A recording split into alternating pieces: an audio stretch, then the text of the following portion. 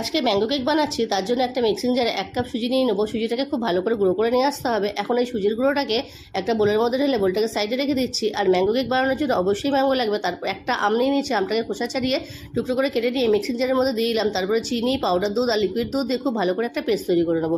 তারপরে ওই সুজির গুঁড়োর মধ্যে পেস্টটাকে দিয়ে খুব ভালো করে মিশিয়ে নিয়ে 5 মিনিটের জন্য রেস্টে রেখে দেবো। 5 মিনিট পরে ফিরে আসছি। 5 মিনিট পরে এসে এর মধ্যে 1 প্যাকেট ইনো আর অ্যাক্টিভ হওয়ার জন্য আরেকটু লিকুইড দুধ দিয়ে খুব ভালো করে মিশিয়ে নেবো। মেশানো হয়ে গেছে। এখন ব্যাটারটাকে সাইডে রেখে দিয়ে একটা কেক টিন রেডি করে নিচ্ছি। কেক টিনটার মধ্যে বাটার পেপার দিয়ে একটু ঘি ব্রাশ করে নিয়েছিলাম।